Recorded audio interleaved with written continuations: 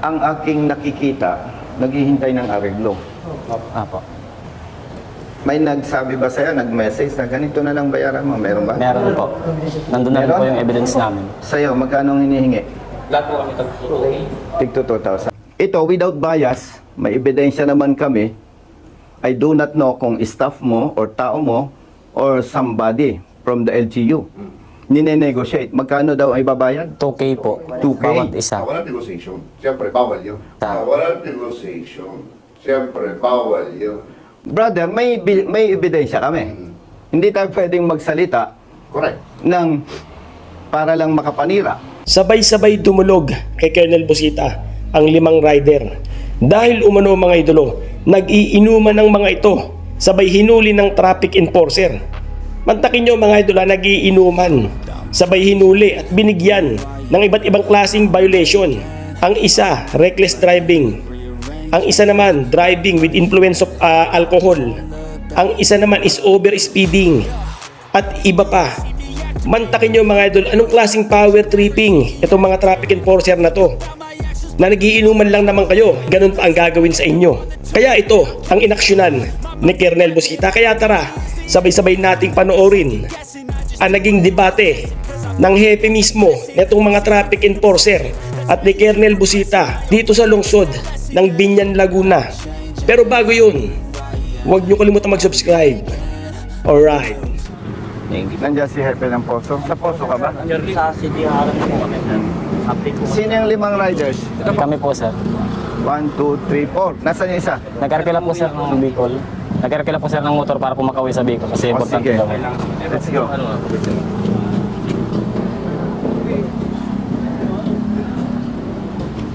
Let's go, let's go. Brothers! Bawal pangit cellphone. Hindi ako nagpapapicture sa pangit cellphone, ha? Hindi. Parang mga ilang beses na ito eh. Thank you. Hindi ako nagpapapinto kay sir, magkapunta dito. Thank you. Thank you, brother. Umuwi na kayo, Pasko Sir, na. dalawa sa nilagay ko dun sa namin, sir. Thank you. Kayo, 24 oras, oh. Palitan lang po. Kahit holiday, ano? Yes, sir. Okay, thank you. Thank you po, sir. Thank you po. Brother, Joel, patingin ng ticket niyo.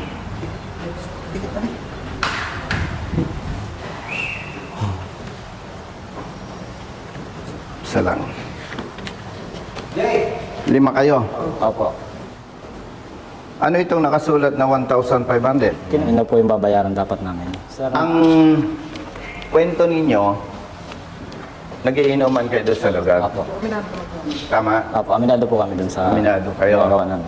Dadatnan kayo ng enforcers, hinuli kayo. Opo, pinuntahan po kami, diretso na po, hiningihan kami ng ORCR, then license. then Tapos ticket na po sinabi, agad. reckless driving, driving under the influence of liquor. Ano pa? Dito po, sir, naglagay po sila dito, sir, ng overspeeding. Overspeeding. Nagiinuman kayo, di ba? Opo. But, Naka-parking po yung mga motor namin sa taas ng nako. Ako, 100% brother Matt, naniniwala sa kanila. Dahil mismong post ng hepe ng traffic, brother Matt, Yes, boss. tumutugma sa statement nitong mga riders. Tama. Tapos kung December 3 kayo nahuli na impound ang motorsiklo, ngayon ay December 23. 20 days na. May tanong, naghahanap buhay? Opo. Saan? Sa Rio ng Electric Philippines So, Corporation. 20 days ka nang naperwisyo, wala kang motor. Opo. Ikaw, nagtatrabaho? Ha? O di, naperwisyo ka. Wala kang nagagamit na motor, ano? Halos po. Ikaw, Sa Advance Energy po. ganun din. Service mo yon. Ikaw, nagtatrabaho ka rin. Kung kayo sasangayon sa akin, hindi ko kayo pinipilit, ayusin natin to. Tapos, magsasampa tayo ng kaso. May abogado tayo. Sige, okay lang po sa amin. Gawa po ng na-service po. Tama. Good afternoon, brother. Nakasira na kayo ng balik mga sa interview sa Mga nakailang beses na bumalik. Nakapag po siya ng 6 na po. Sila. 6 na balik na ikaw. Ikaw, Halos, ano, 5? Ay, ikaw 3, tapos kami po 5. 5. Kasi pinapalo up po namin talaga. So, ang dami na nandan nyo sa kanila. Okay lang sana na maperwisyo kayo. kung tama ang pagkahuli. Lagi nilang sabi sir, bumalik ka tapos natawag mo. Antay na lang Balik. po ang tawag ni Chief. Yun lang daw po ang palagi po niya Ang sinasabi sa akin. hindi naman tayo nanghuhusga sa kapwa, Brother Matt. Ang aking nakikita, naghihintay ng areglo. Apo. May nagsabi ba sa'yo, nag-message na ganito na lang bayaran mo? Meron ba? Meron po. Nandun na rin po yung evidence namin. Sa'yo, magkano ang hinihingi? Lahat po kami tagturo. Tigto 2,000. Isang Tapos, isang okay number na. lang po ang kinontak nila tapos magsabi na lang daw po. Sa akin po nang Sa kanya po una tumawag po. Tapos nag-text po. May tawag pa. Una po tumawag. Na-record mo. Hindi po kasi di naman po alam niya na yun po. Ito, may number siya. Yan. Ay, tama yan. Very good. Tapos ito po sir nakapangalan. Taga-munisipyo daw po siya. Pero ang tinanong po namin sir, hindi po kilala. Hindi, pwedeng yan ay asset nung Oso. nandito sa enforcement unit. Kasi kung hindi sila kasali dyan sa anomalya na yan, eh di dapat nirelease na yung motor ninyo.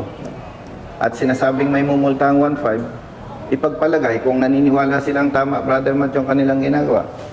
Dapat hindi na inabot ng 23 days, 20 days. Oo nga po. Yun po ang binabalik po namin. Binayaran na yung multa, na-release na. Opo. At hindi naman namin kayo tutulungan kung tama ang kanilang ginagawa laban sa inyo. Yung isa nga po namin sir, kasama ng... Nag-arkila na po ng motor pa Magkano? makauwi. Kasama po yung 11,500. down payment. Uwi lang po namin. Makauwi lang po. Kung hindi ko gawa po ng kailangan. Kailangan yan, may resibo siya, sabihin Meron mo. naman ako. Magdidemanda tayo kasi. Kasi pag pinayagan natin ang mali, mauulit-ulit, kawaawa ang biktima. Malinaw yan, ha? Wala naman kayong dapat ikatakot. Dito tayo, sir. Dito. Good afternoon. Kumusta? Dr. yun po. Eto, sasamahan ko lang. Upo mo na. Opo kayo, riders. Uray mo muna si ano? Si boss. Thank you, brother. Yes, sir. Maganda nandito si Kap. Sa ano, nagkita tayo sa Manong. Oy, si. Nagkupito mo sa'yo. Parang mas bata ka pa sa akin. Mas natatandaan mo eh. No? Siguro mga 1 month ago na. Hintayin lang natin si Hepe. Kaya po namin nire-record, binibideo, Apa. para aware yung law enforcement natin, personnel, and the motorists. Ano ba yung mali? Ano ba yung tama? Tama po. Para unti-unti yung maling ginagawa ng Nagkaalaman enforcement, may tama. Kawawa naman yung katulad nila. Chief, good afternoon. Yes, good afternoon. Sensya ka na, 23 December ngayon. Okay lang. Half day, pero dahil si Kap ay pumunta sa'yo, Oo. blessing sa inyo. Brother, ito public service, public awareness, advocacy. Umpisa ko na, Chief. Okay. Actually, 5 ito eh. Opo.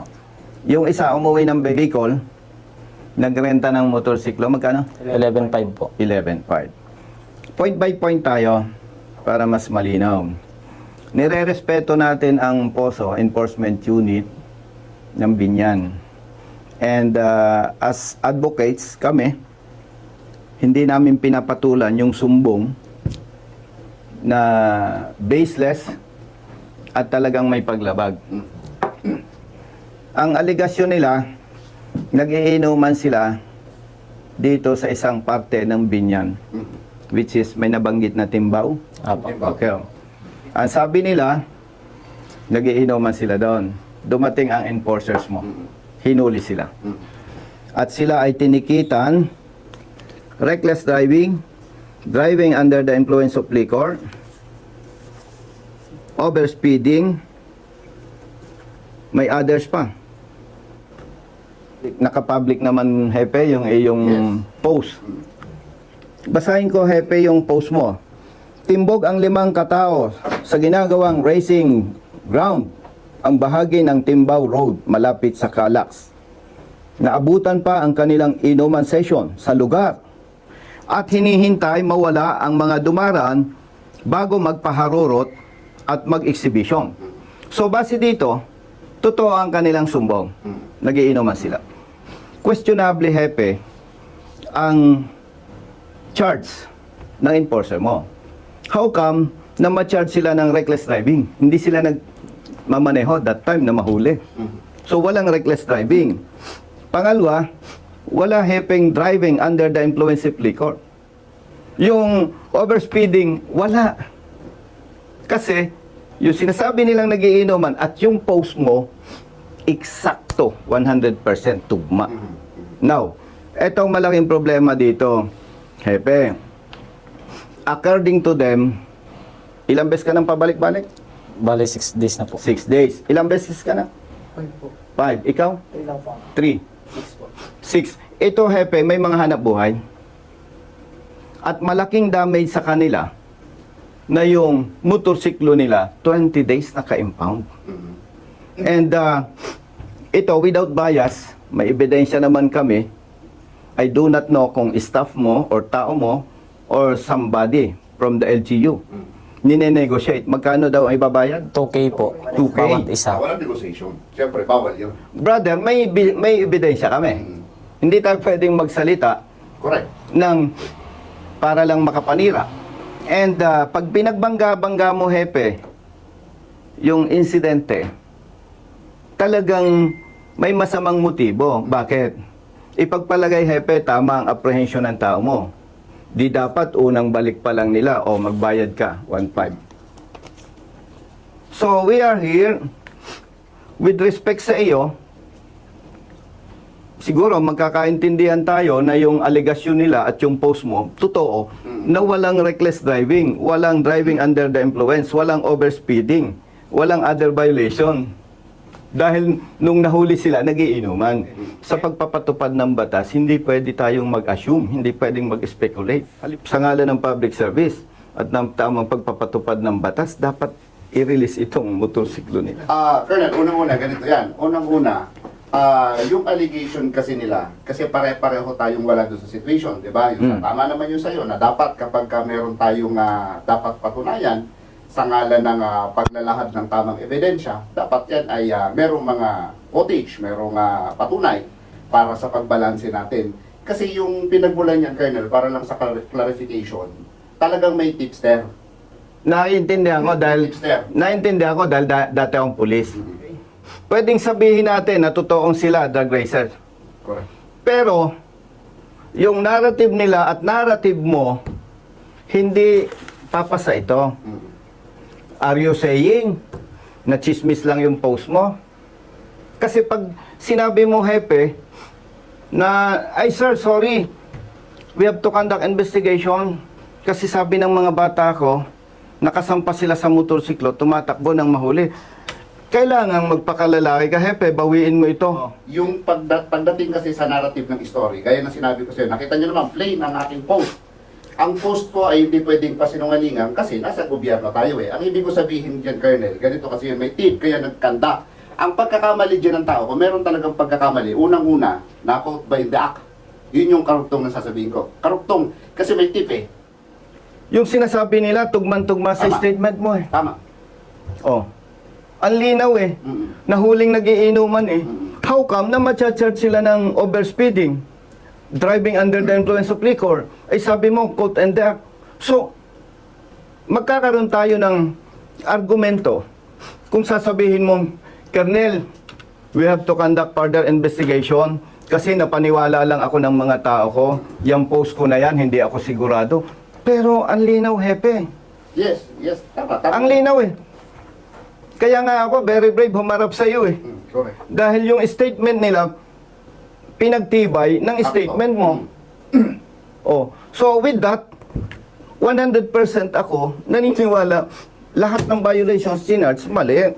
Kaya dapat i-release ang motorsiklo nila with respect to your Yes, sir. office. Dapat talaga sir, naka-release na yan. Ang lumalabas, tumitibay yung aligasyon na may nagne-negotiate sa kanila. Hindi yan pwede.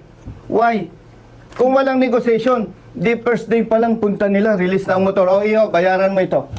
Hindi pwede ang negotiation. Sino ang nag-negotiate sa inyo? May number lang po tumawag muna po sa kanya. Tsaka po doon na May po number, umabot pero hindi muna natin ilalabas. Apo. Kasi Yun ang mali. may gagawin pa tayong kasunod. Kawaawa naman sila. And ako, Hepe, kilala mo ko. Kung mali, mali. Kung tama, tama. Kasi wala naman akong mukhang ihaharap sa'yo kung parang binabarako kita. Dahil mali naman talaga na babarakuhin kita. Wala sa prinsipyo natin yan. Ang ikinakasakit lang ng kalooban ko, kawawa yung mga ganitong tao. Actually, Colonel, to be honest, hindi ko alam na hindi pa nare-release yan. Ang sabi ko talaga, Colonel, sa tao ko, lahat ng nakakompromise, alisin nyo na magpapasko. May burden sa damdamin ng mga yan. Hahabulin namin yung danyos doon sa mga riders, especially yung umuwi ng Bicol. Nagrenta ng motor, 11,000. And our intention here is to correct yung maling ginagawa ng tao natin.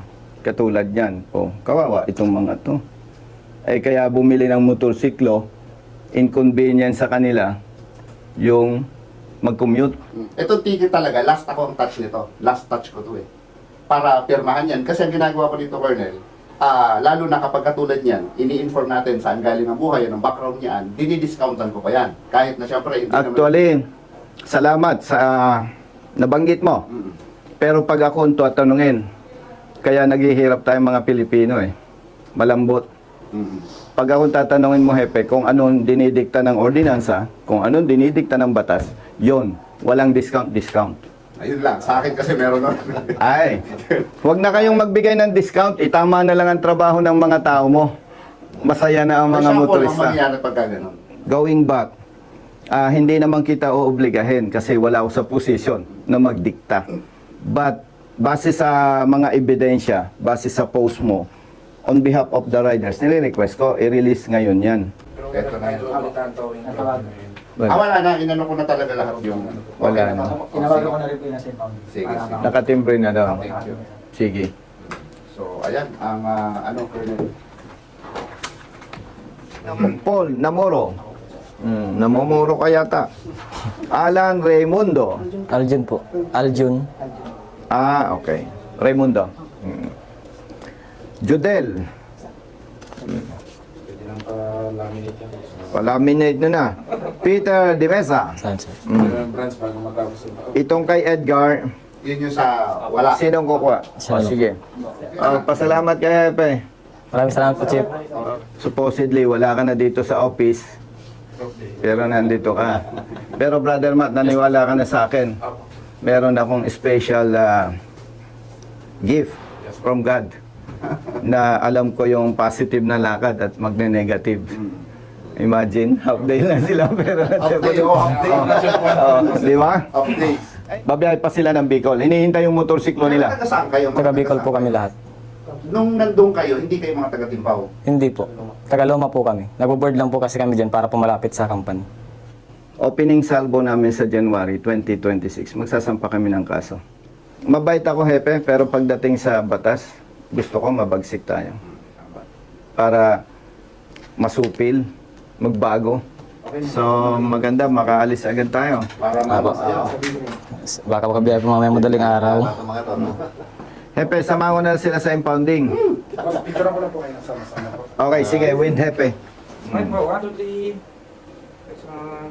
Okay po, next bro. Okay, 1, 2, 3. Swak mo. Last one po sa akin. May request ako kay Hepe at kay Kapitan, ganito. Okay po. Hindi ito Okay. politika, Opo, Hepe. Ang symbolism nito, basta tama, kampi-kampi tayo. Thank you. Sige, sige, sige, Captain. Pasensya. Salamat, ha. Tabi-tabi na lang, ha.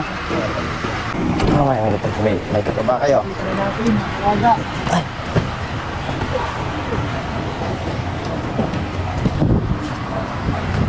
Asan yung in charge dito?